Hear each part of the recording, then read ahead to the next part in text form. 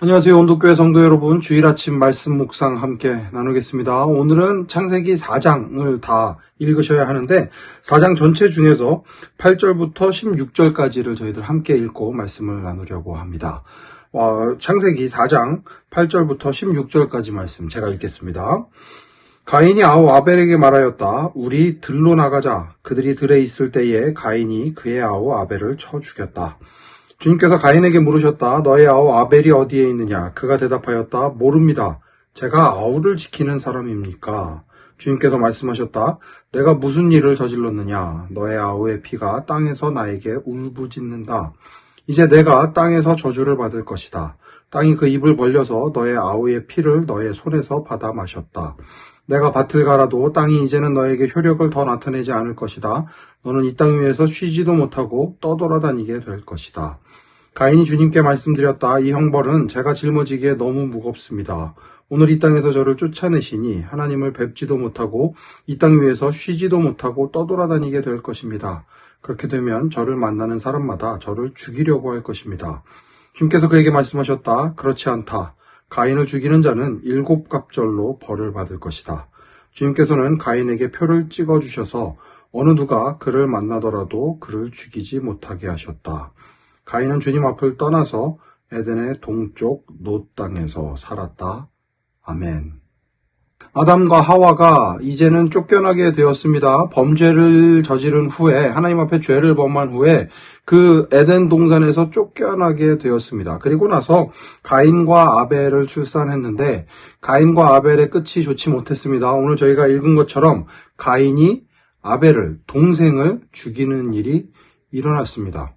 아마도 가장 비극적인 사건들 가운데 하나가 아닐까 싶습니다. 형제가 서로를 사랑해야 함에도 불구하고 사랑하는 것이 아니라 결국은 죽이는 데까지 가게 되는 일이 벌어집니다. 이 부분에 대해서 요한일서에서는 이제 이렇게 이야기를 하고 있죠. 요한일서를 읽어보면 이렇습니다. 3장 15절에서 이렇게 이야기를 합니다. 자기 형제 자매를 미워하는 사람은 누구나 살인하는 사람입니다. 살인하는 사람은 누구나 그 속에 영원한 생명이 머물러 있지 않다는 것을 여러분은 압니다.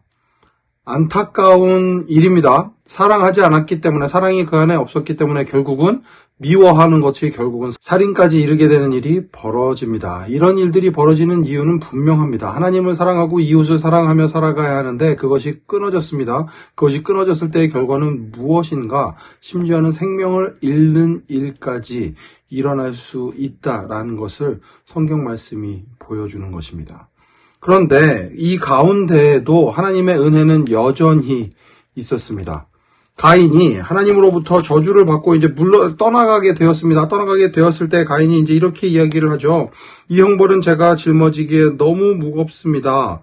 오늘 이 땅에서 저를 쫓아내시니 하나님을 뵙지도 못하고 이 땅 위에서 쉬지도 못하고 떠돌아다니게 될 것입니다.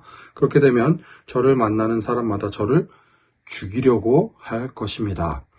죄를 범했으니 그에 합당한 벌을 받는 게 맞습니다. 그런데 하나님은 이 상황에서도 가인에게도 은혜를 베푸십니다. 주님께서 그에게 말씀하셨다. 그렇지 않다. 가인을 죽이는 자는 7갑절로 벌을 받을 것이다. 주님께서는 가인에게 표를 찍어주셔서 어느 누가 그를 만나더라도 그를 죽이지 못하게 하셨다. 죽이지 못하게는 하셨지만 여전히 죄의 값은 남아 있습니다. 그래서 가인은 주님 앞을 떠나서 에덴의 동쪽 놋 땅에서 살아야만 했습니다. 하나님 앞에 범죄를 저지르는 것, 하지만 하나님께서는 여전히 은혜를 베푸시는 것, 마치 패턴처럼 계속해서 반복하는 일이 일어납니다. 근데 우리의 삶을 돌이켜보면 이 가인과 다를 게 하나도 없었음을 고백할 수밖에 없습니다. 내가 바로 그 죄인이었습니다. 내가 바로 예수님을 십자가에 달려 죽게 만든 죄인이었습니다. 그런 죄인을 구원해 주시고 하나님의 자녀로 살아갈 수 있게 해 주셨습니다. 왜? 우리를 사랑하셨기 때문에.